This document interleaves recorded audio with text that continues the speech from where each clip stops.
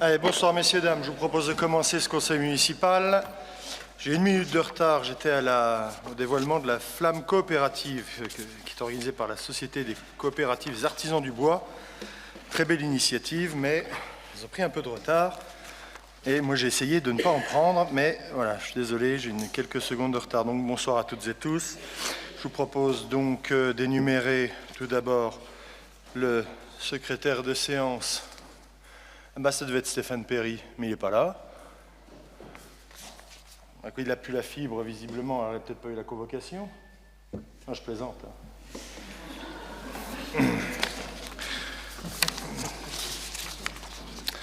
Enfin, plus ou moins. Je suis en forme. Donc, voilà, s'agissant donc de l'ordre du jour, donc on va voir le procès-verbal de la dernière séance, les décisions. Pas mal d'affaires générales avec des désaffectations de déclassement de parcelles, des cessions de parcelles, un projet agrivoltaïque qu'on va examiner ensemble, des conventions dont une prolongation avec l'EPF, une convention de mise à disposition pour le XAL, et quelques délibérations relatives au personnel communal, l'approbation du plan de déclassement des chemins ruraux et voies communales dans le cadre du projet d'aménagement foncier de Girmont, et puis également, quelques points financiers sur des tarifs de location de matériel, tarifs de cantine et de garderie, tarifs de la fiche de la femme à barbe, des mises à disposition au profit du CCAS, une décision modificative, pas de sujet particulièrement saillant et d'importance capitale ce soir, mais la nécessité tout de même donc d'aborder nos différents sujets ensemble. Je crois que Karine Beach doit arriver avec un peu de retard, Daniel Salmon également. Oui, il me semble. Hein. Voilà, pour le reste, c'est bon, me semble-t-il. Est-ce que je ne vois pas les procurations. Est-ce qu'il y en a? Les voilà, merci. Cathy Bougel donne procuration à Dominique Marquer. Jean-Pierre Philippe est là. Il pensait arriver en retard, mais il est présent. Et Marie Bergis donne procuration à Michel Balland. Corinne André devait être en retard, mais elle est là. Voilà, parfait, très bien. Monsieur Perry s'est excusé. Donc, je propose donc que nous démarrions avec le procès-verbal donc de la dernière séance. Est-ce que vous aviez des questions ou des remarques sur ce procès-verbal? Très bien, c'est bon. S'agissant des décisions, est-ce qu'il y a des questions, des remarques? Ce n'est pas le cas. Très bien. Eh bien, nous pouvons poursuivre. Donc, première délibération donc, de la soirée sur une désaffectation et déclassement de parcelles. Alors, on a procédé à un remaniement cadastral avec les services des finances publiques et donc il s'avère qu'il y a une petite parcelle au niveau de la place Saint-Brice qui appartient à la commune et qui constitue une emprise très limitée de 39 mètres carrés. Et qui me semble plus pertinente de céder à M. Éric Chiozot, qui en a fait la demande d'ailleurs. Vous le savez sans doute, puisqu'il y a eu des publications obligatoires qui ont été faites. On est aussi dans d'autres types de procédures sur ce secteur-là, mais on délie les sujets. Là, on est sur vraiment les propriétés parcellaires. Il y a une procédure d'état d'abandon manifeste. Il y a en parallèle des discussions qui viennent de se mettre en place à l'amiable pour la gestion donc, de cet ensemble, vous voyez, qui est très dégradé. Pour ceux qui connaissent Taon, vous voyez au niveau de la place Saint-Brice comment ça se passe. Donc on délie les sujets et donc là on propose de rétablir l'unité parcellaire et de vendre cette parcelle à 19 €. C'est le tarif estimé par France Domaine. Voilà. Est-ce que vous avez des questions sur cette délibération ou des remarques? Non. Je la mets aux voix. Qui est contre? Qui s'abstient? Je vous remercie. Toujours dans le cadre du remaniement cadastral, nous avons des sujets rue du marché, puisqu'en fait, globalement, là où les propriétaires ont construit, dans leur grande majorité, ils se situent en réalité sur le terrain communal, mais de bonne foi, par us et coutumes historiques. Et donc Jimmy Leclerc nous a, par l'intermédiaire de la SCI Le Jet, nous a sollicité pour acquérir des surfaces de 49 et de 92 mètres carrés qui sont d'ores et déjà dans son environnement et qui ont été aménagés comme tout le linéaire. C'est vraiment vous regardez là, c'est vraiment dans le linéaire, dans l'alignement de la rue du Marché, côté gauche, depuis ici. Voilà. Donc, de la même manière, je propose qu'on puisse les céder. Et là, le France Domaine a estimé le prix à 13,50 € et on propose de s'aligner sur cette proposition. Voilà. Est-ce que cela soulève des questions ou des remarques? Non? Pas de questions, pas de remarques. On met aux voix. Qui s'abstient? Qui est contre? Je vous remercie. Voilà un projet d'agrivoltaïsme donc, qui nous est proposé. Je voudrais quand même contextualiser, en dehors de ce qui est écrit dans la délibération, contextualiser un peu ces projets. C'est-à-dire que, effectivement, il est excessivement important de favoriser le mix énergétique en France, même s'il faut défendre le nucléaire. On a besoin de panacher les sources d'approvisionnement énergétique. Et donc, dans ce cadre-là, il faut essayer de favoriser, évidemment, les énergies renouvelables. Il s'avère que donc, des projets d'agrivoltaïsme fleurissent ici et là, comme d'autres types de projets. Hein. Et la commune, d'ailleurs, avec son projet de réseau de chaleur urbain connecté à la chaudière biomasse, va apporter, par exemple, une très grande contribution au mix énergétique et surtout la fin de la dépendance, cas pour nous, hein, fin d'une dépendance partielle aux fossiles, mais il faut que ça se fasse dans un certain nombre de règles et de repères.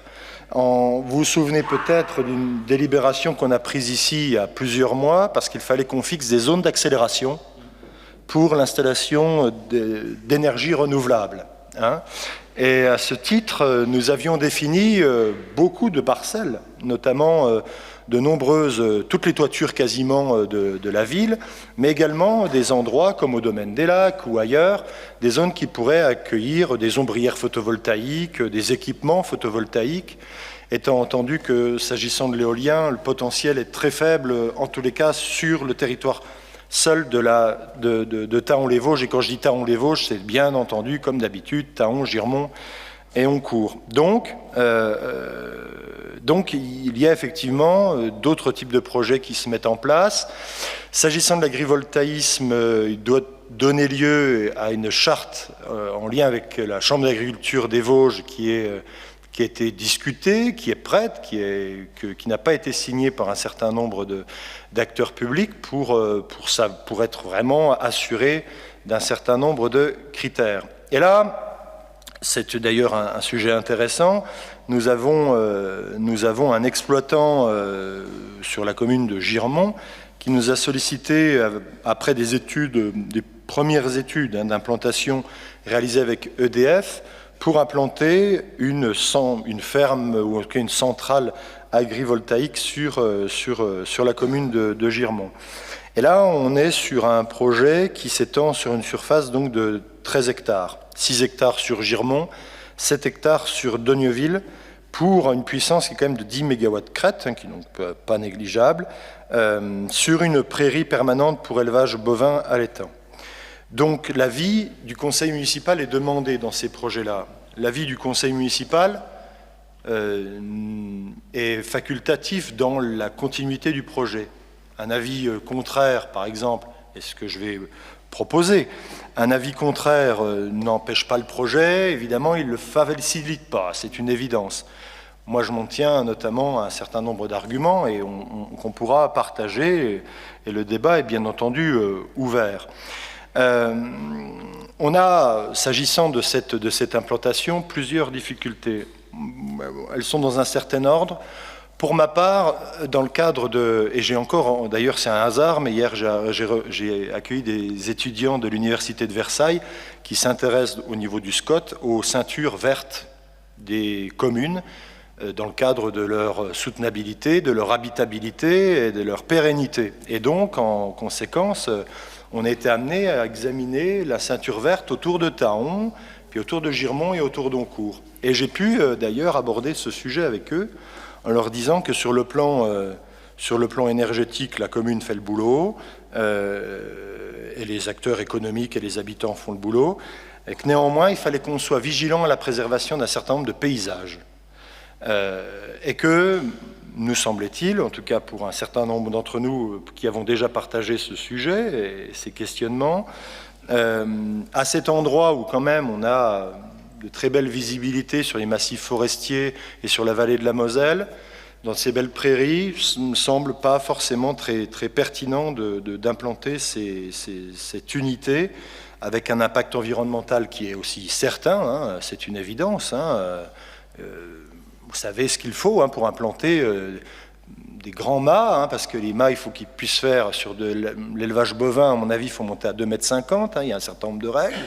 Donc vous imaginez évidemment les massifs de béton, l'impact paysager de ces installations, l'impact visuel, et qui n'est pas rien dans un territoire qui se veut aussi attractif. Ça grève aussi toute possibilité de changement de culture pendant 40 ans. Ça, c'est également un argument qui n'est pas secondaire.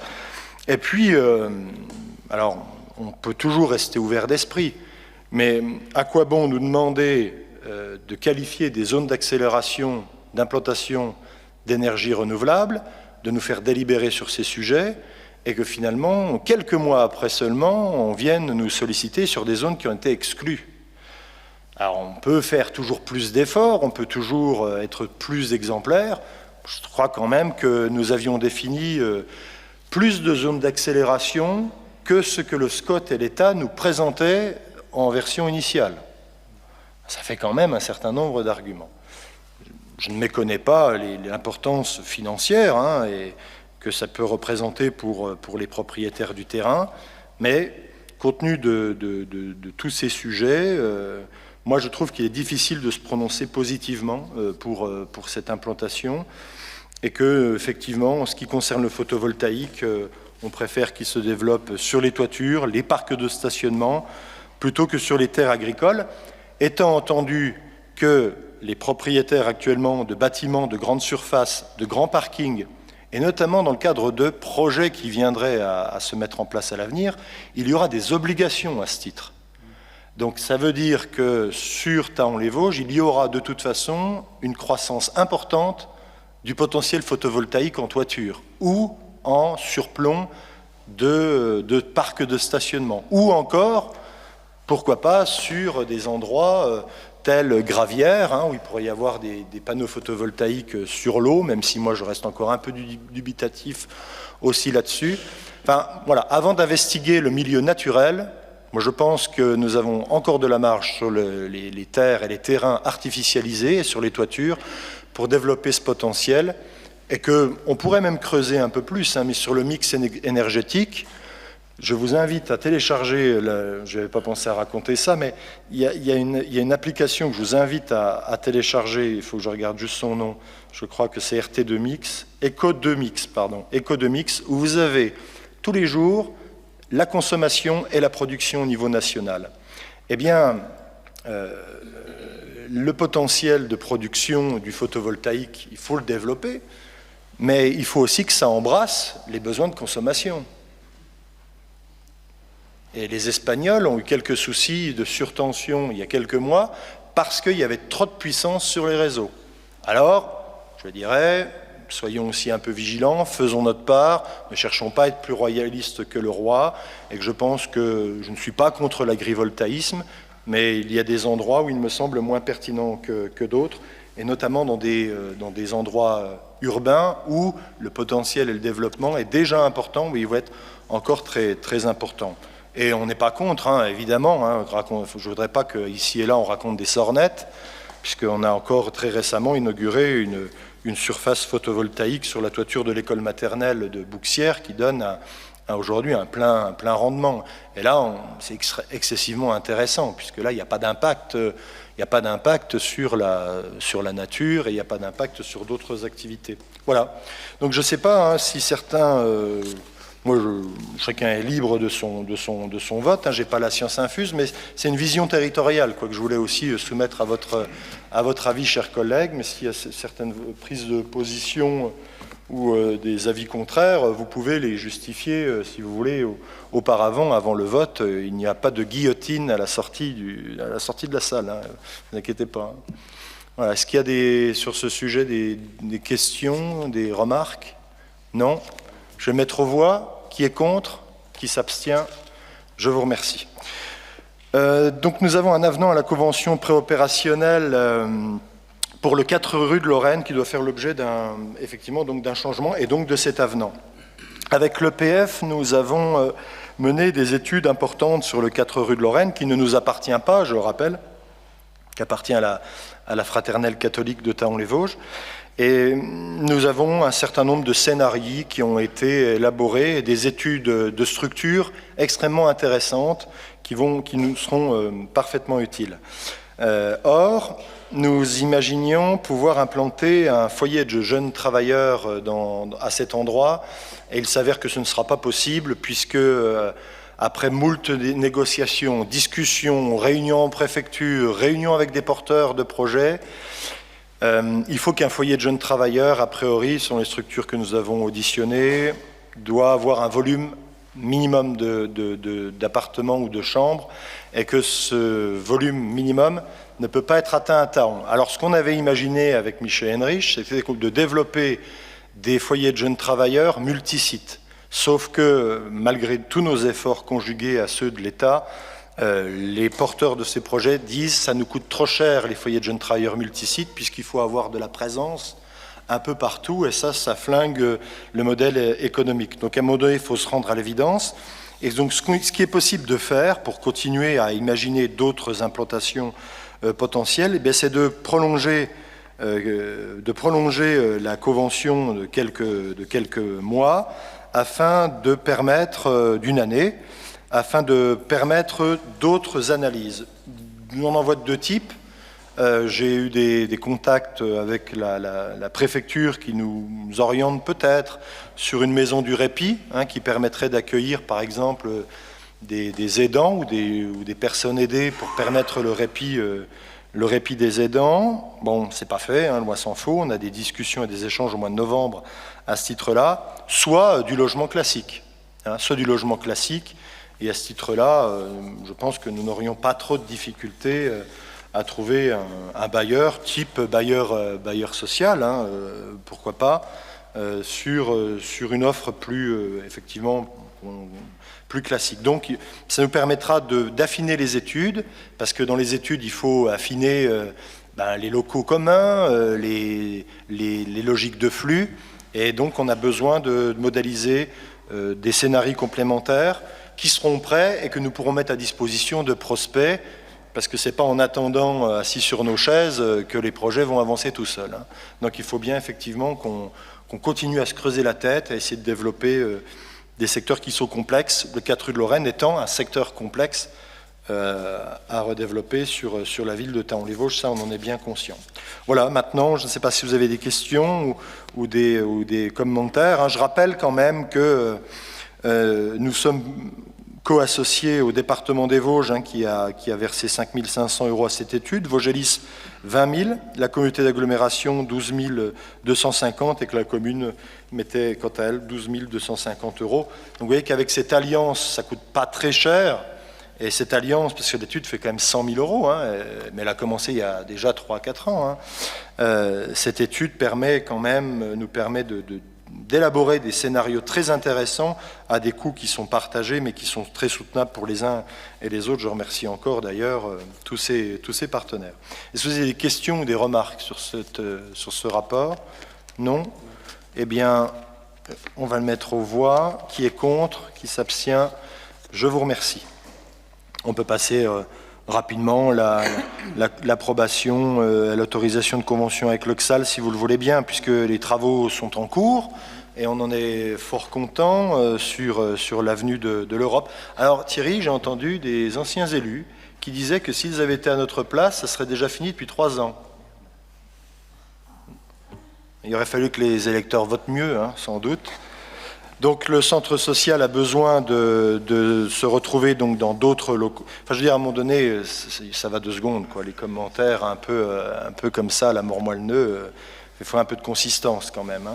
Donc le centre social, c'est très inconfortable pour le centre social, les travaux. Je ne sais pas si vous avez aperçu quelques photographies.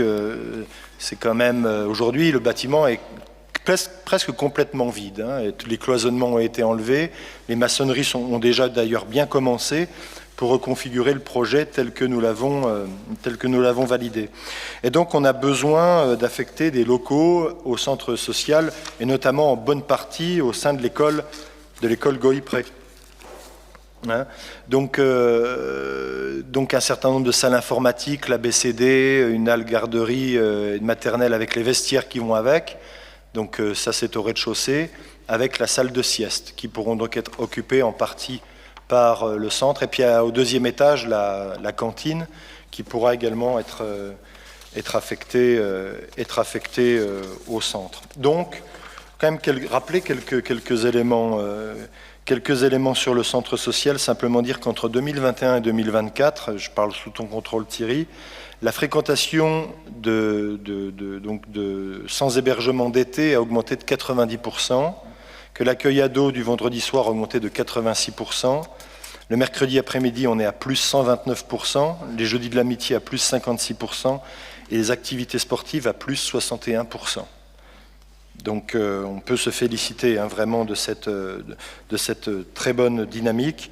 Je rappelle que simplement pour votre information, que donc le projet dans son ensemble de réhabilitation et d'extension du centre social, c'est 1 860 000 €, avec des subventions d'ores et déjà obtenues de 440 000 € de DETR par la préfecture, la CAF qui verse 140 000 €, plus un prêt à taux zéro de 60 000 €, et on a des dossiers en attente de décision, 135 000 € pour le département des Vosges, 156 000 € pour la région Grand Est, et du Climaction, dont le calcul est quand même incertain, mais on pense environ 150 000 €. Donc on attend 720 000 € minimum de subvention, de 150 000 € de FCTVA, donc sur un projet à 1,8 million, 2,2 millions avec la TVA, c'est quand même, on s'est encore une fois bien battu pour financer ce projet correctement. Je le dis puisque on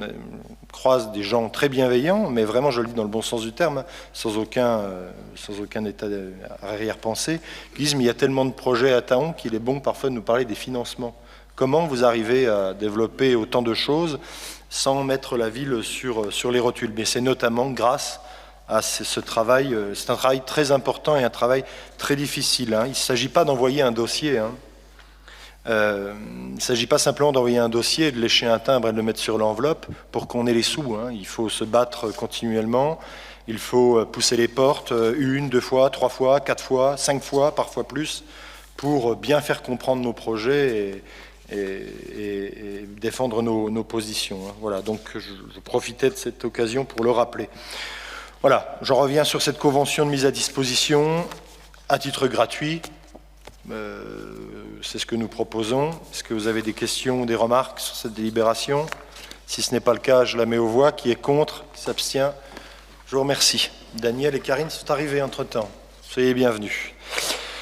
Nous proposons de mettre en place les titres restaurants. Il faut un règlement pour le faire. Vous savez que dans les petites communes comme les nôtres, la gestion financière devient un art. C'est très compliqué. Et on peut parfois être frustré de ne pas être en mesure de retourner auprès de nos agents la juste récompense que parfois ils méritent compte tenu du travail qu'ils font. Et donc évidemment ici on peut pas jouer au loto avec le régime indemnitaire, augmenter les rémunérations autant qu'on le souhaiterait. Pour deux raisons, il y a un cadre réglementaire qui est quand même contraignant, et d'autre part, le régime indemnitaire, il faut le maîtriser. Si vous commencez à l'augmenter et que vous ne le maîtrisez pas, eh bien, vous ruinez votre épargne et vous ne pouvez plus investir. Donc, il faut essayer de réfléchir à des modes alternatifs de valorisation et de reconnaissance auprès des agents.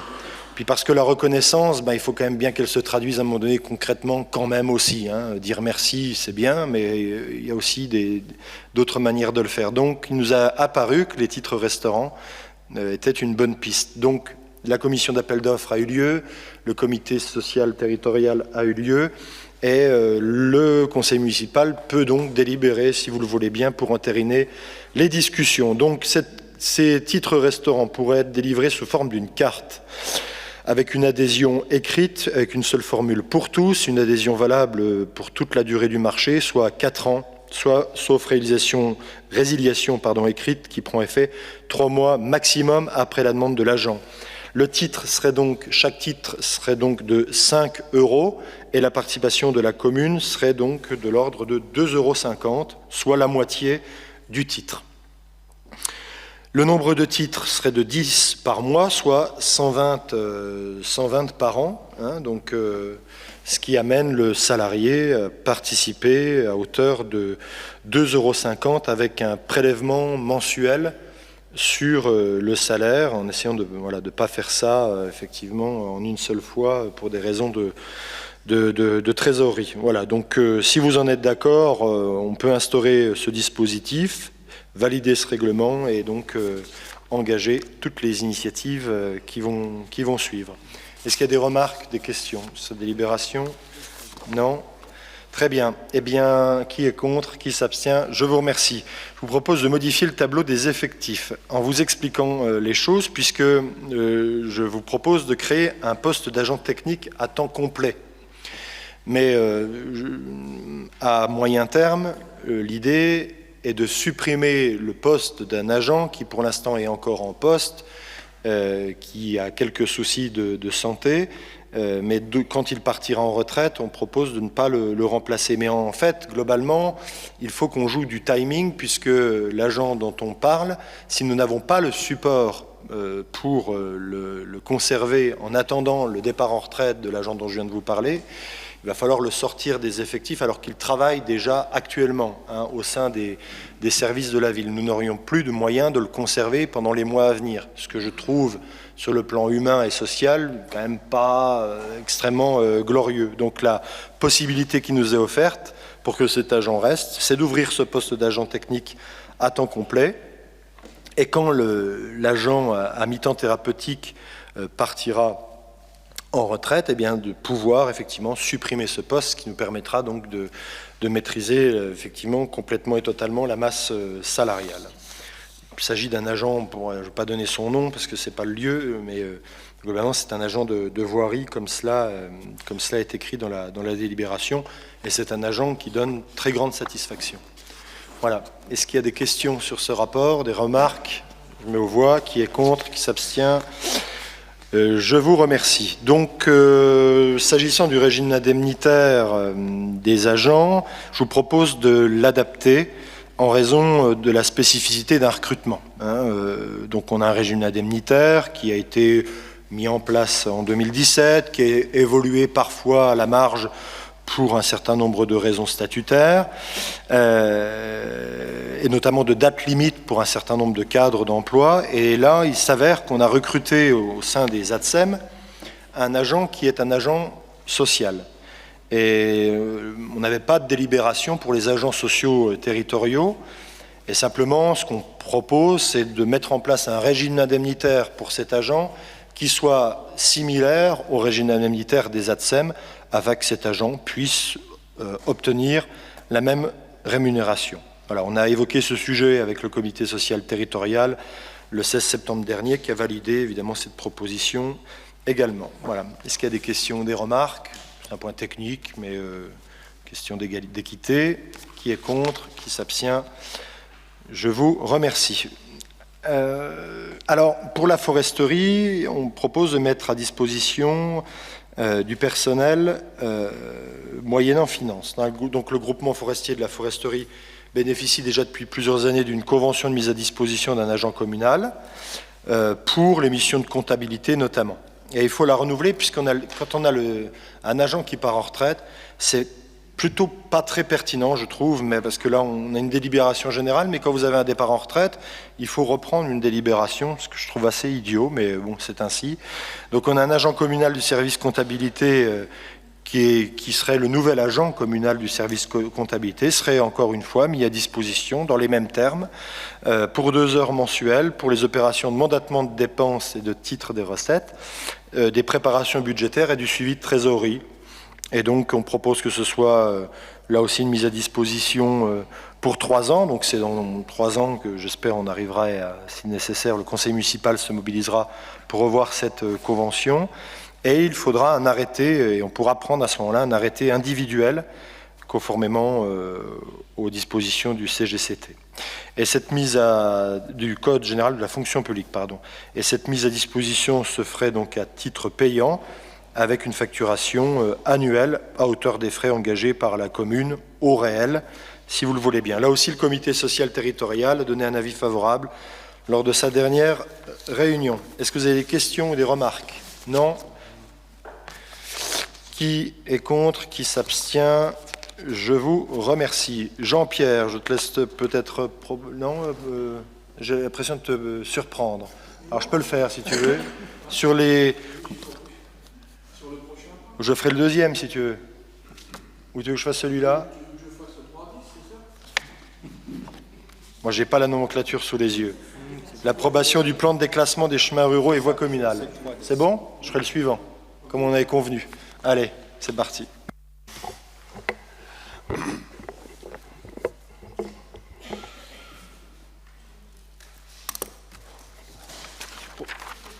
Tu l'as pas? Ok, bon. On va faire sans projection alors. En fait, dans le cadre du projet de remembrement sur la commune de Girmont, on a différentes étapes à franchir. Là, une dernière étape vient de se terminer cette semaine, c'était avec les agriculteurs définir leurs futurs îlots d'exploitation. Et suite à ça, nous, on doit se positionner commune sur soit le déclassement, soit la modification des chemins communaux qui nous appartiennent, dans le sens où certains n'ont plus d'utilité, d'autres vont être modifiés pour être basculés dans la future association foncière comme en cours par exemple, parce qu'ils vont être étendus pour relier deux routes départementales ou autres. Et dans ce cas-là, on est obligé de prendre une délibération pour que l'expert géomètre puisse travailler soit sur le déclassement des chemins, parce que certains ont été bornés, certains ont déjà une surface reconnue comme chemin, d'autres sont des chemins qui sont toujours utilisés mais qui n'ont pas de valeur cadastrale, et inversement. Et dans ce cas-là, certains chemins qu'on va déclasser, que la commune propose de déclasser, il faut les cadastrer, il faut mesurer leur surface parce qu'ils vont nous revenir en surface équivalente en terre. Hein, donc on a par exemple, on n'a pas le plan, mais on a un chemin, pour ceux qui connaissent, qui rejoint Girmont vers Bécourt, à l'opposé des Volottes, qui n'a plus de sens parce qu'on va avoir un gros îlot agricole là, ça n'a plus de sens de le contenir. Donc on ne sera plus obligé de l'entretenir pour rien. On en a un qui est derrière chez moi, qui va à ce qu'on appelle à la Vignole, qui n'a plus de sens non plus, parce qu'on va faire un gros îlot agricole. Donc l'îlot sera desservi par le chemin rural qu'on conserve. Et on en a ce qu'on appelle sous la ville, un chemin qui... On avait 2 chemins qui rejoignaient l'ENS. Il y en a un qui n'a plus de sens. On va centrer sur le principal qui continue d'accéder à l'ENS. Donc pour que l'expert géomètre puisse travailler physiquement dessus, il a besoin d'une délibération puisque ces chemins, ces terrains nous appartiennent. Et ça ne préjuge en rien du tout sur les futurs chemins qui seront faits dans l'AF, parce que là, c'est pas à nous, c'est pas à la commune de délibérer sur le sujet. Ça sera la commission qui est constituée de différentes institutions, dont la commune. Je ne sais pas si c'est clair, c'est pas forcément facile à expliquer. Est-ce que vous avez des questions ou des remarques sur ce que vient de dire Jean-Pierre? C'est très important, hein. On a une phase cruciale du projet d'aménagement foncier.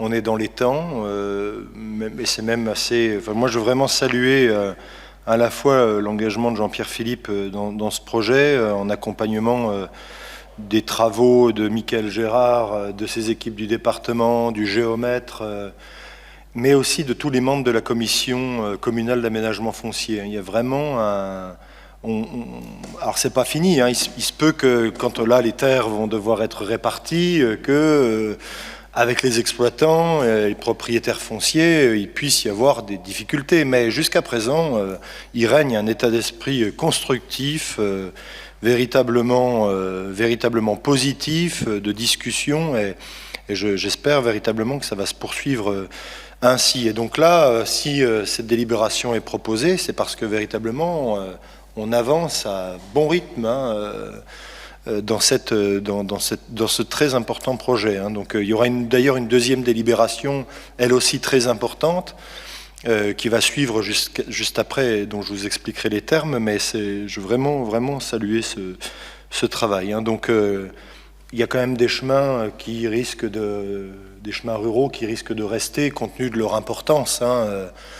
Ils ont été préciblés avec le géomètre, nous verrons bien, il faut laisser le travail se faire, mais en tous les cas, les pistes me semblent vraiment pertinentes. On y reviendra juste après. Donc si vous n'avez pas de questions, de remarques supplémentaires, on va mettre cette délibération en voie et on a une deuxième délibération de la même nature juste après. Est-ce qu'il y a des avis contraires, des abstentions? Je vous remercie. Donc on a une deuxième délibération sur le projet, sur le périmètre de l'aménagement foncier. On est là aussi dans le continuum et dans le processus normal, donc qui va aboutir ensuite au projet final d'aménagement foncier donc, de Girmont. Alors, cette délibération est vraiment importante parce qu'elle va permettre de guider la commission communale et le géomètre qui est à sa disposition sur des éléments qui nous paraissent fondamentaux. En fait, ce sont les projets communaux qu'on doit déterminer. Et là, le choix qui est proposé, il est majeur et important. Et là, je dirais que je disais qu'il y avait peu de délibérations essentielles ce soir, celle-là, elle l'est, parce que globalement, il pourrait y avoir deux options. Celle de dire, on ne fait que de protéger la nature. Une autre qui pourrait être un peu anachronique de dire partout où on peut construire, on cherche à construire. C'est ça le sujet de cette délibération. Et donc là, globalement, le Code rural, il nous amène à attribuer, en tout cas, des zones où les terrains nous apparaîtraient nécessaires à l'exécution de projets communaux ou intercommunaux d'équipement, d'aménagement, de protection et de gestion de l'environnement et des paysages ou de prévention des risques naturels. Et donc, ce que nous voulons témoigner, on y a travaillé avec Jean-Pierre et nos services et en lien avec les services du département encore la semaine dernière, il y a des choses qui nous apparaissent importantes à Girmont, vraiment capitales. Et la liste est proposée juste après. Nous, on est plutôt dans l'idée de la sobriété foncière, en termes d'espace, de nouveaux lotissements qu'on n'a pas vraiment envie de promouvoir. On pense qu'il faut que la ville se reconstruise sur son enveloppe. Je sais que tout le monde ne joue pas le jeu dans l'agglomération d'Épinal, mais nous, en tous les cas, il faut bien des pionniers. Et je pense qu'il faut qu'on évite les zones d'expansion urbaine. Ça n'empêchera pas, lorsque nous réviserons le PLU, ou en tout cas quand le prochain conseil municipal révisera le PLU, mais ça ne sera pas avant 2030, parce qu'il y a le SCOT qui va être en révision qui est très prochainement, et le rendu final ne viendra pas avant 2029. Donc il ne faudra pas traîner, surtout qu'il risque d'y avoir un plan local d'urbanisme intercommunal. Et donc ça va nécessiter des discussions, ça risque d'être compliqué. En tous les cas, nous, on aura au moins à le faire à l'échelle de Taon, Girmont et Oncourt, puisqu'il y a 3 documents différents. Et il y aura des possibilités de construction, sans doute encore, au cœur de Girmont, on le souhaite, mais on ne souhaite pas se positionner, la commune dans les endroits qui nous paraissent aujourd'hui pertinents pour la construction. Il y a des propriétaires privés qui auront le loisir de le faire. Et on souhaite utiliser les hectares à notre disposition, puisqu'on avait de l'émiettement, hein, on avait des parcelles ici ou là, d'ailleurs d'anciennes parcelles, des œuvres sociales. Je ne sais plus quel était le nom exact les œuvres de bienfaisance, hein, et on avait des parcelles notamment, alors des parcelles communales, des parcelles du CCS, des œuvres de bienfaisance, etc. Et donc, voilà la liste qui est proposée. C'est-à-dire qu'aujourd'hui, on ne cible pas très précisément, on peut ne pas préciser à la maille la plus fine les endroits que nous ciblons, mais Ce sont des intentions fortes que nous voulons voir être examinées par la Commission communale d'aménagement foncier. 1. Des projets de connexion systématique de chemins avec création de haies dans le cadre du rétablissement de continuité d'itinéraires de randonnée. En zone périurbaine, comme à Taon ou à Girmont, il faut qu'on puisse, dans la mesure du possible, faire en sorte que les chemins d'aménagement foncier, on a eu un sujet à Honcourt il y a quelque temps, puissent être empruntés par les gens. Ce sont des arguments essentiels d'attractivité de nos villes et villages en secteur périurbain. C'est un moteur fondamental pour attirer les gens, pour qu'ils viennent s'installer dans les villes et villages, pour retrouver une sorte de chemin autour du village, avec différentes connexions. On en a certains endroits qui sont déjà fortement empruntés à Girmont. Il faut renforcer ces possibilités-là en essayant d'éviter d'embêter les exploitants agricoles. Le projet d'extension potentielle du cimetière existant, peut-être que ça ne sera pas utile, mais il faut garder cette possibilité. Donc là, c'est une zone qu'on identifie. Là, pour le coup, c'est une zone clairement identifiée. Et là, j'insiste sur ces sujets, projet d'aménagement de bassins pour lutter contre les inondations dans le cadre de l'adaptation au changement climatique. On a eu plusieurs difficultés. Vous voyez comment Girmont est conçu. On a des coteaux, tout ce qui est situé notamment à l'est. Ça peut raviner. Ça ravine d'ailleurs de temps en temps, que ce soit dans le lotissement de la 2e DB. On a eu à défendre un projet récemment avec le soldat Payot. On s'est fait recevoir. Mais bon, à Girmont, ça commence toujours comme ça, puis après, ça s'arrange. Mais là, c'était chaud. C'était chaud, quand même. Parce que dans le lotissement de la 2e DB, on aménage des îlots, en fait, qui vont permettre de capter la pluie, l'eau de pluie, pour éviter qu'elle aille dans le réseau d'eau pluviale. Je vous ai déjà raconté ça 100 fois. Mais il faut aussi que les champs, les prairies, en fait, qui sont attenantes à la 2B, à la Moxat, mais aussi le Saint-Adrien, et puis un peu plus loin, et encore plus loin, eh bien, sur la route de Palnier, là où nous étions d'ailleurs encore hier pour célébrer les soldats tombés dans la foresterie, bien, on a ces secteurs qui parfois amènent beaucoup d'eau et amènent des débordements, des ruissellements qui sont désagréables. Ce qu'on souhaiterait donc, c'est qu'il puisse y avoir des bassins, c'est peut-être beaucoup dire, mais à minimum des noues pour faire stock tampon d'eau, pour que l'eau n'aille pas directement sur les fossés, sur la route, chez les gens. Donc ça, c'est vraiment important parce que ces phénomènes vont se répéter de plus en plus. Vous voyez bien la puissance des phénomènes de pluie et d'orage maintenant. Le projet de création d'une zone tampon rue de l'Étang dans le cadre de la préservation de la ressource en eau et de la préservation des continuités écologiques, notamment dans le cadre de la gestion du Saint-Adrien. Il y a déjà donc un bassin là, qui est présent. Il va falloir qu'on regarde notamment aux cohérences de fonctionnement et d'usage avec la gestion actuelle, notamment de déversoirs, qui va être très important. Et le projet d'aménagement d'un accès et de chemin à l'espace naturel sensible, non pas de la Boulay, mais du Paquis, dans le cadre de la valorisation du territoire. Là aussi, pour aller au Grand Paquis, alors le Grand Paquis, c'est un espace naturel sensible qui a été répertorié par les conservatoires lorrains, mais ça va être un peu mis en stand-by le temps de l'exploitation de la gravière de l'autre côté Taon, par les établissements barrières, puisqu'il va falloir voir les impacts de l'exploitation de la gravière sur l'espace naturel. Mais si vous vous trimballez par là-bas, il y a des pensées sauvages, il y a des castors, il y a des marins-pêcheurs, des martins-pêcheurs, pardon. Les marins-pêcheurs, on a bu, c'est ceux d'hier. C'est différent. Il y a les martins-pêcheurs, voilà, il y a quand même des espèces intéressantes, et donc il faudra sans doute préserver des méandres, il faudra essayer de préserver ces endroits, et donc avoir la maîtrise foncière à proximité de l'espace naturel sensible du Grand Paquis semble quand même pertinent. Donc vous voyez, ce sont plutôt, les priorités qu'on dresse sont plutôt des priorités d'ordre écologique et environnemental, pas pour faire la mode, c'est pas ça, et on est ici, on fait pas de démagogie, mais tout de même pour avoir une vigilance sur des aspects de sécurité aussi, notamment, et de quiétude des villageois par rapport aux difficultés qu'on peut recenser. Il y a une carte du CEREMA, on en reparlera bientôt, puisqu'il y a une réunion importante le 9 octobre à la communauté d'agglomération d'Épinal. Le CEREMA, qui est le centre d'études de recherche, notamment pour les infrastructures, les milieux naturels, a dévoilé des cartes de ruissellement. C'est dommage, j'aurais dû y penser, on l'aurait diffusé ce soir, il faudra faire des réunions publiques. J'en avais annoncé une au vœu, mais on n'était pas prêt, et on sera prêt peut-être dans quelques mois. Il s'avère qu'on a des cartes de ruissellement qui nous ont été distribuées. Et les cartes de ruissellement, elles déterminent sur le territoire de Taon-Girmont-Court les endroits où ça ruisselle, qui ne posent pas véritablement de problème tout de suite, notamment en forêt, en prairie, mais déterminent un certain nombre d'endroits qui peuvent poser problème, des endroits à enjeu, quand les ruissellements s'accentuent, et notamment des endroits où les inondations peuvent être assez brutales.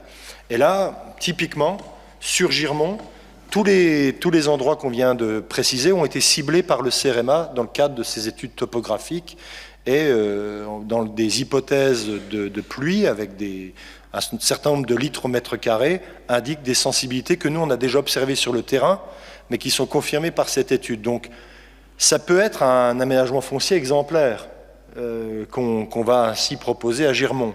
À la fois préserver des capacités d'exploitation agricole en ceinture urbaine, extrêmement important, mais également essayer de concilier à cela des prairies qui permettent aussi certains endroits, captation des pluies importantes pour préserver le village. Et là, je pense que on ne cherche pas les prix, on cherche surtout la tranquillité chez nous, mais ça peut vraiment, à mon avis, faire exemple au niveau national et on espère véritablement concrétiser. Voilà, je suis désolé, j'ai pris un peu de temps, mais c'est quand même des sujets très importants qu'on a préparés récemment avec nos services, ensemble avec Jean-Pierre. Et si vous avez des remarques ou des questions sur certaines zones dont on n'aurait pas parlé ou sur certains impacts et enjeux qui vous sembleraient importants, n'hésitez pas à le faire. Sinon, je propose d'aller sur la délibération. Oui, François, mets ton micro. Que la particularité de Girmont par rapport au cours, c'est que les choses ont changé, c'est-à-dire au niveau des travaux connexes.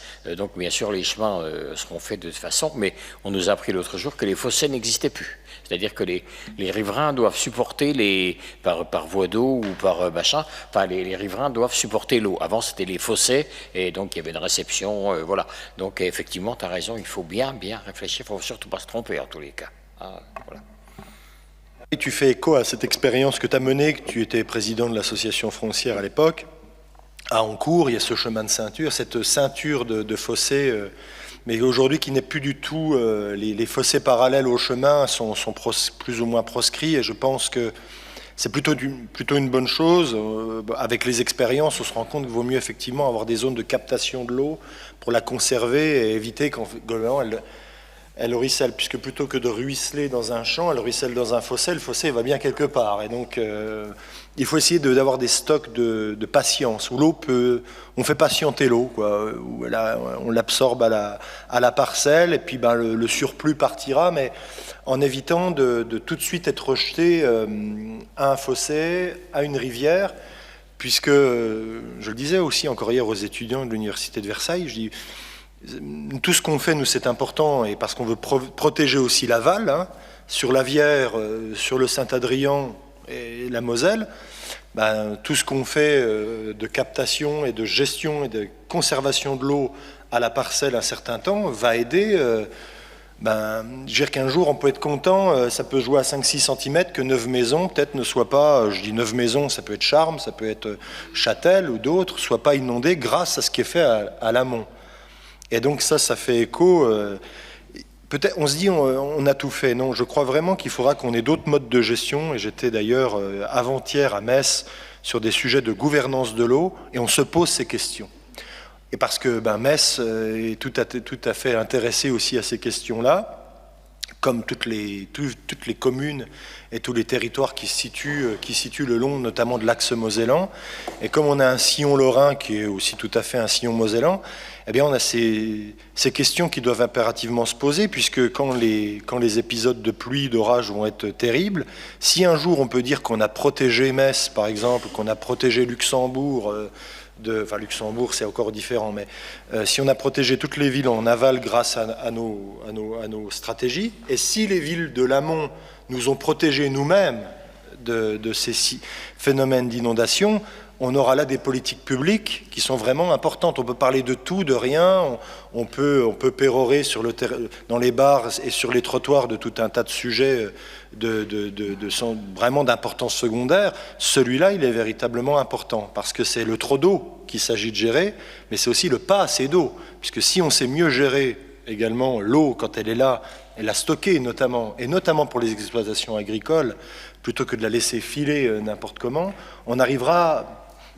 peut-être à gérer ce qu'on appelle ces transitions écologiques qu'on appelle de nos voeux, mais qui là pour le coup seraient concrètes. Vous voyez donc l'importance capitale de ces sujets, et ils sont vraiment passionnants quand on arrive à les mettre en place concrètement sur le terrain. Et là je pense que c'est ce qu'on fait. Donc c'est vraiment, il faut prendre la mesure, expliquer aux habitants l'importance de ces délibérations, même si elles ne se voient pas, en tout cas pas tout de suite, quoi.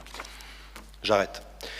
Est-ce qu'il y a des remarques ou d'autres interventions? Non, on met ce rapport aux voix. Donc qui est contre? Qui s'abstient? Je vous remercie. On aborde un volet financier donc sur du tarif de matériel. Il y avait des tarifs qui avaient été votés en 2017. Il convient d'actualiser la liste et les prix. Je les passe rapidement pour la clarté des débats si besoin. Donc les tables de brasserie à 3 € pour une journée, banc de brasserie 2 € par deux, des palettes de 10 tables et 20 bancs à 50 €, des chaises blanches à 2 €, des chaises pliantes 2 €, manche debout plus la jupe qui va avec 10 €, des grilles d'expo par deux à 5 €, les tonnelles en 3 par 3 à 30 €, c'est toujours pour 24 heures, les tonnelles en 6 par 3 à 50 €, les bâches et tonnelles avec des sacs contenant les 4 côtés 5 €, podium 40 mètres carrés 130 €, des éléments de podium 1 par 2 mètres à 8 €, les barrières Vauban 3 € l'unité, barrières Eras plus les 2 plasto pour la maintenir à 4 €, les GBA c'est les gros blocs béton là à 50 €, les BAVA pour véhicules lourds de 4 mètres à 60 €, les véhicules légers, pardon. Pour empêcher les véhicules légers de franchir ces BAVA, donc à 60 €. Les BAVA pour poids lourds, donc à 100 € l'unité. Le chalet à 150 €. En ce qui concerne les véhicules, puisqu'on est parfois sollicité pour des prêts de véhicules, donc il faut bien sûr faire le plein d'essence et fournir l'attestation d'assurance. Les camionnettes Master Trafic à 80 €. Les utilitaires Jumpy Expert à 50 €. En ce qui concerne la livraison montage-démontage, donc c'est 35 € le forfait par heure et par agent. Donc on précise que ce n'est pas un grand chamboulement, c'est à destination des particuliers, des collectivités et des associations non tahonnaises. S'agissant des associations tahonnaises, elles peuvent ainsi valoriser l'apport supplémentaire de la mairie puisqu'on ne leur facture pas. Ce qui est une vraie chance. Je tiens à préciser qu'il y a un certain nombre de communes qui le mettent en place et je pense qu'elles ont raison de le faire puisque tout a une valeur et en l'occurrence ces éléments-là en ont une. Et peut-être qu'un jour on sera amené à revoir cette copie. Je peux d'ores et déjà annoncer que sauf à ce qu'on arrive à mener des négociations complémentaires, rien que pour les assurances, il se peut qu'on ait 70 000 € de plus à mettre en 2026. Quand tu vois la structure de notre budget, 70 000, c'est pas une paille. Donc ce seront peut-être des éléments de réflexion. Donc s'agissant donc s'il y a de la dégradation, de la casse, du vol, eh bien, on demandera un dédommagement à la hauteur du prix de chaque élément ici ainsi cité à une valeur établie par un fournisseur à la date du préjudice. Voilà ce qui est ainsi proposé. Est-ce qu'il y a des remarques, des questions sur cette délibération? Pas de remarques, pas de questions. Je la mets aux voix. Qui est contre, qui s'abstient? Je vous remercie. Nous abordons les tarifs de cantine et de garderie. Alors là aussi, pour l'instant, on résiste. Pour combien de temps, on verra. Nous avons une grille qui a été établie en 2021 qu'on propose de maintenir avec des prix qui donc, eux aussi, sont proposés au maintien. S'agissant donc de la restauration scolaire, on a fait le choix de faire une tarification en fonction du quotient familial. En dessous de 600 €, grosso modo, vous faites le revenu de la famille, vous divisez par le nombre de personnes, c'est à peu près ça le quotient familial. Donc en ce qui concerne les quotients familiaux inférieurs à 600 €, donc le tarif est à 1 €. 1 € en élémentaire, 1 € en maternelle, c'est la cantine à 1 € qui nous a permis d'avoir une sérieuse augmentation du nombre de demi-pensionnaires. Et je précise que jusqu'à présent, l'État compense et nous verse 3 € en plus du versement de 1 € par famille. On a 3 € qui proviennent de l'État pour compenser globalement le manque à gagner pour la ville. Donc pour nous, ça permet globalement un équilibre budgétaire correct. Le quotient familial de 600 à 900 €, on est à 4,20 € en élémentaire et 3,45 € en maternelle. On propose de maintenir ces tarifs comme c'était le cas jusqu'à présent. Pour les quotients familiaux à plus de 900 €, c'est 4,85 € de proposer en élémentaire, 3,95 € en maternelle. Donc vous voyez qu'on ne fait pas des écarts énormissimes et que, je ne sais pas, est-ce qu'on sait combien ça nous coûte vraiment? C'est pas 14 €, 15 €? Si on facturait le prix de revient réel, c'est 16 € environ pour la commune. Donc tout le monde bénéficie de l'effort du contribuable en ce qui concerne les usagers. Il faut quand même le rappeler. Parce qu'on a l'impression que tout ça, ça coûte rien. Non, c'est pas le cas. Le repas de dépannage, donc on le propose pour les enfants de Thaon à 6,55 € en élémentaire, 6,05 € en maternelle. Le repas pour les enfants hors commune à 6,55 €, 6,05 €, donc de la même manière. Le repas de dépannage pour les enfants hors de la commune, 7,55 € en élémentaire, 7,05 € en maternelle. Et le panier repas pour les enfants sous régime alimentaire, ça, on a des situations, ce serait donc 1,80 €.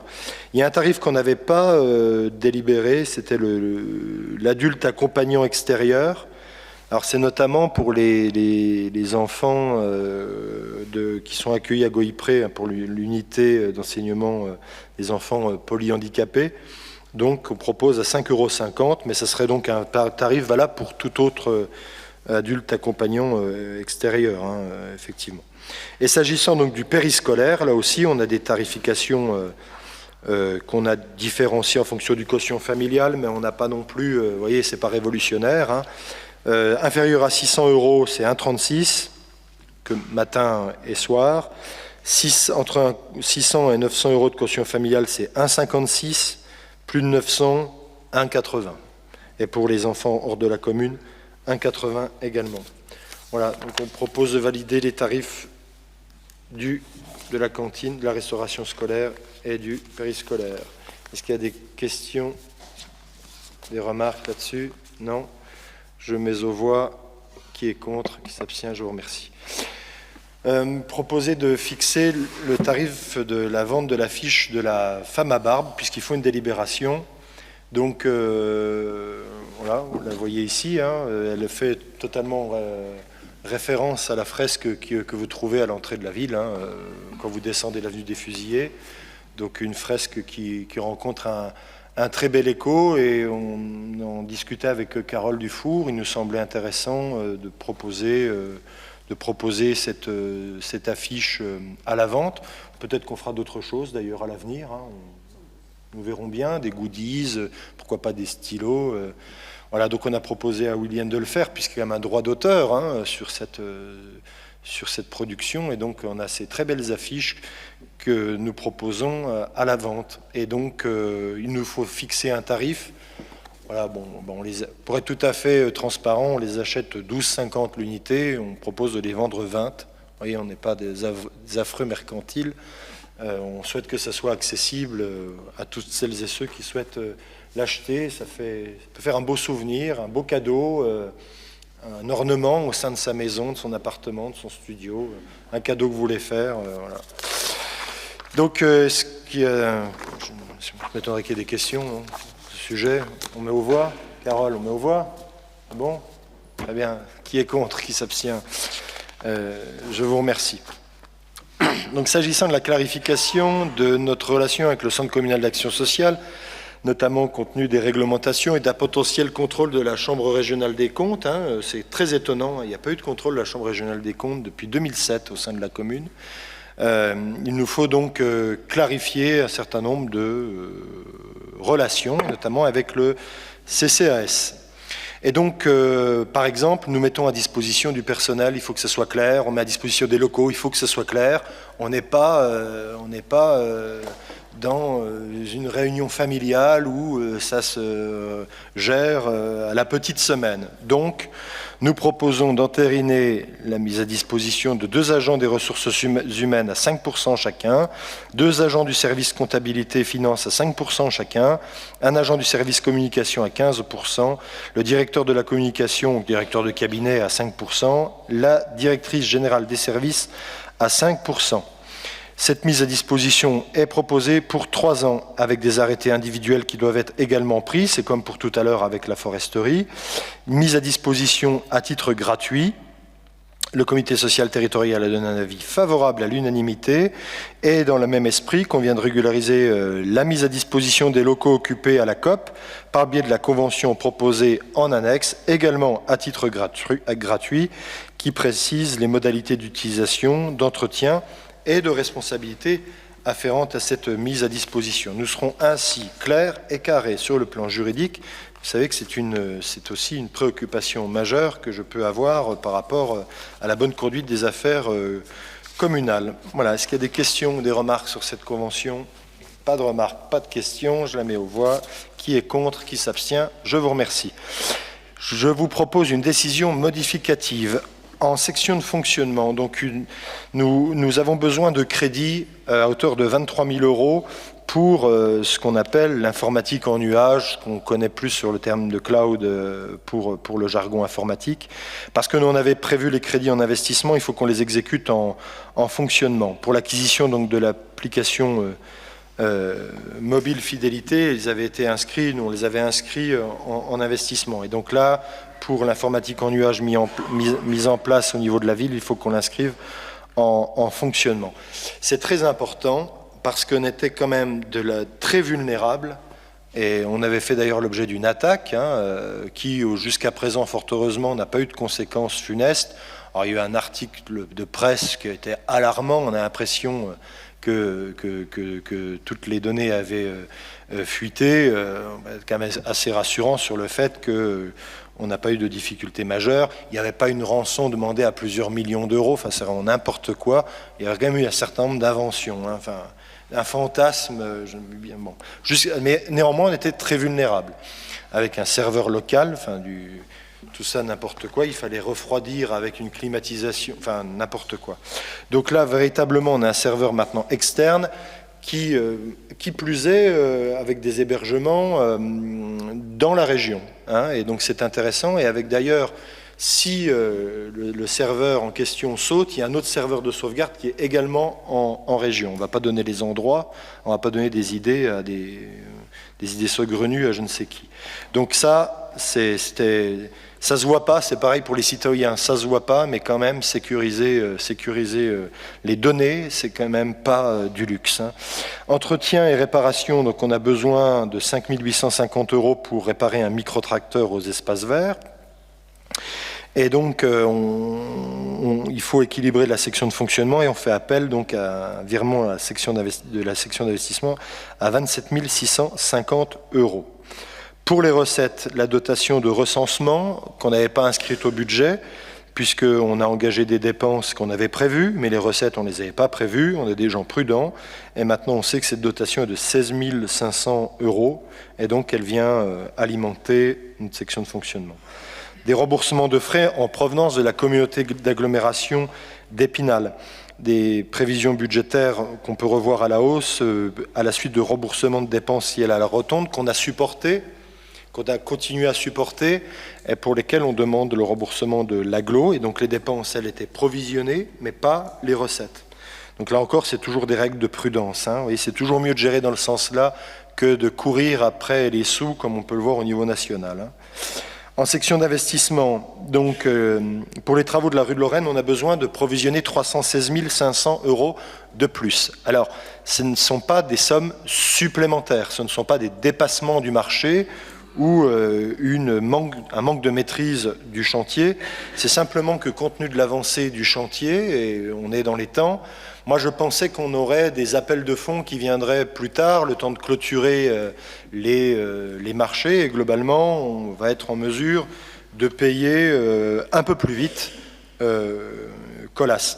Je trouve que c'est excessivement important qu'on puisse avoir les disponibilités budgétaires et aussi de trésorerie, mais là c'est pas le sujet, là il s'agit du budget, pour payer les entreprises. Vous savez qu'actuellement quand même, la situation économique, notamment dans le BTP, n'est quand même pas des plus faciles.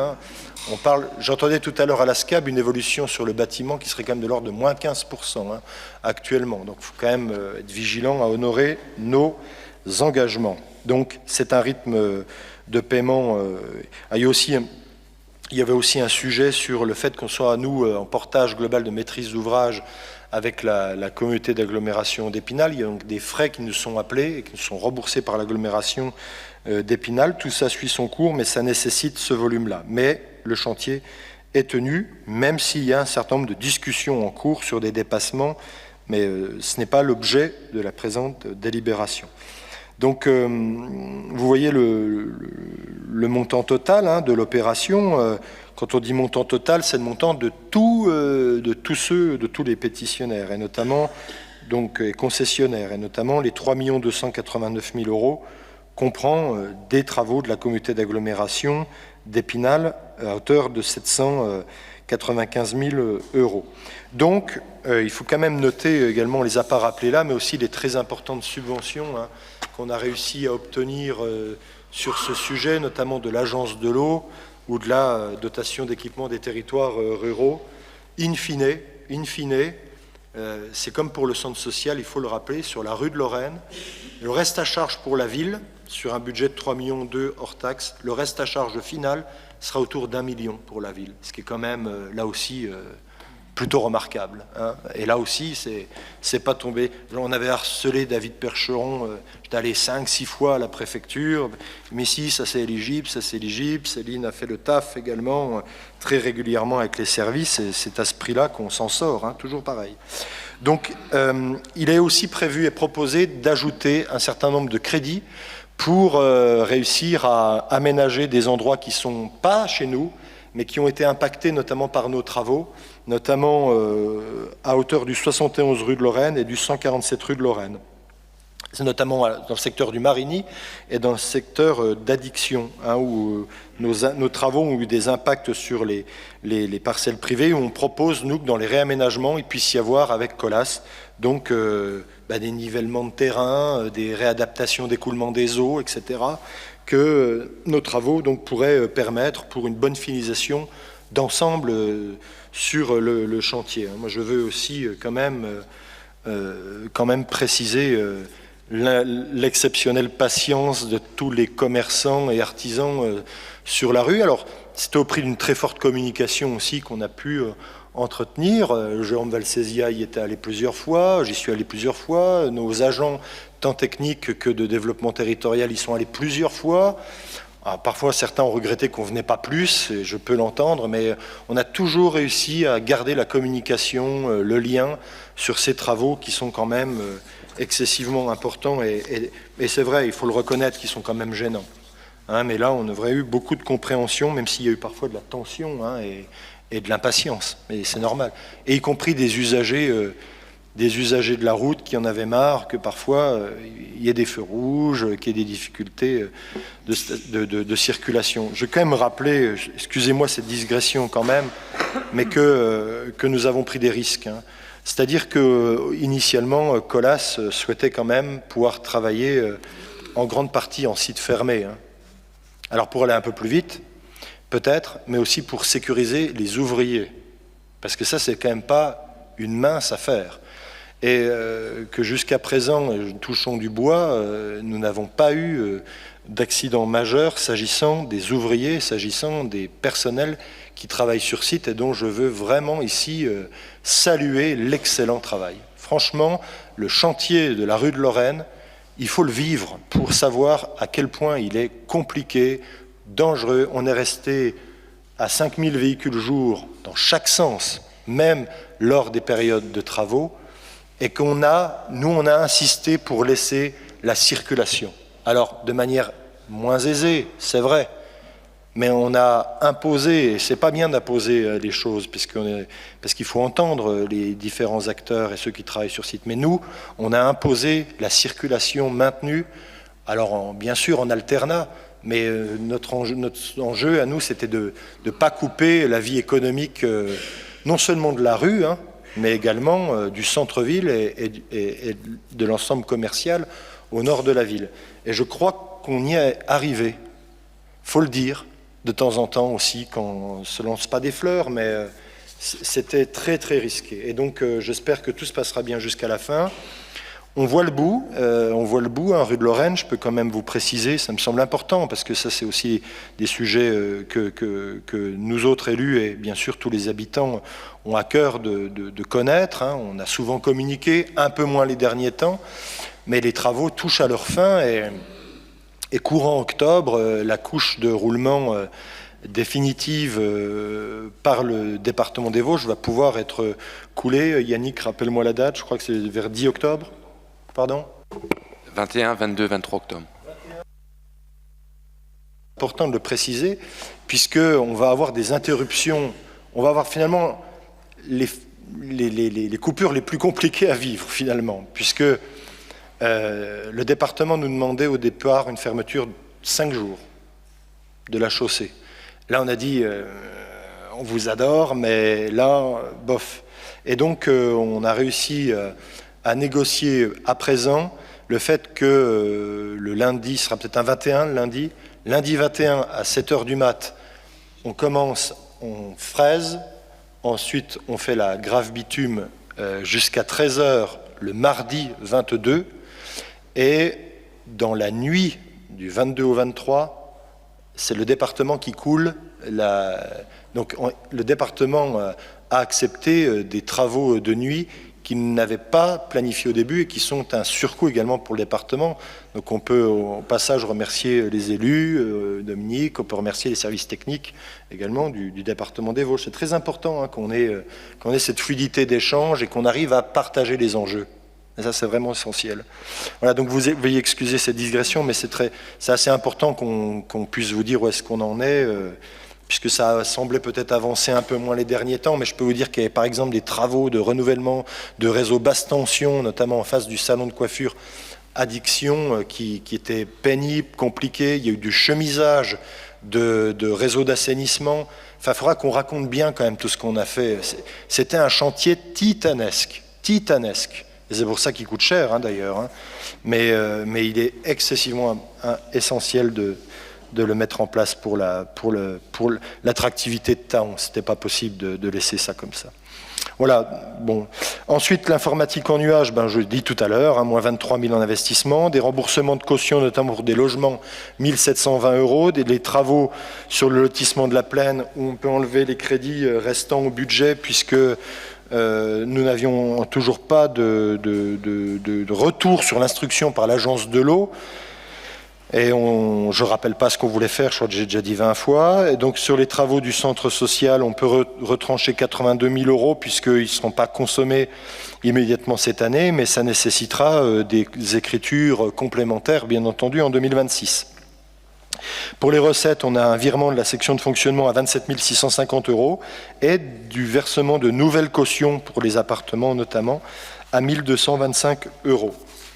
Désolé, j'étais un peu long, mais je pense que c'était des explications qui n'étaient pas superflues. Si vous avez des questions complémentaires, je vais bien essayer d'y répondre. Est-ce qu'il y a des remarques? Non. On met ça aux voix. Qui est contre? Qui s'abstient? Parfait. Je vous remercie. S'agissant des affaires diverses, je ne propose pas d'être trop bavard, puisque j'ai déjà été. Le prochain conseil municipal donc, serait établi le 27 novembre à 19 h. Jeudi 27 novembre, oui, à 19 h. Voilà. Est-ce que certains ont des déclarations à faire, des questions? Bon, je ne m'avance pas dans l'énumération de toutes les manifestations qui sont déroulées depuis le dernier conseil municipal et celles à venir, puisque ça serait beaucoup trop long. Mais on peut aussi se réjouir de... On demandera à Aurélien de faire un bilan, mais à mon avis, on sera à plus de 300 événements, qui seront déroulés sur l'année 2025 à Thaon-les-Vosges. Saluons le travail des élus, saluons le travail des services, le travail des associations, des partenaires, des entreprises de spectacle, de toutes ces initiatives quand même qui permettent la cohésion sociale aussi dans notre commune. On n'aura jamais connu une année avec autant d'événements à Thaon-les-Vosges. Donc très franchement, merci à toutes et tous pour ces engagements. Même s'il est temps que ce mandat se termine, franchement, on peut dire que il est temps qu'il se termine pour tout un tas de raisons et qu'un nouveau recommence. Mais franchement, on ne peut pas dire qu'on attend patiemment que le 15 et le 22 mars arrivent. Franchement, et on peut s'en féliciter. Donc, encore merci à toutes et tous pour votre engagement. Restons dans ce sillon jusqu'à la fin. Ne nous égarons pas dans les inepties et tout ira bien. Voilà, merci à vous. Bonne soirée.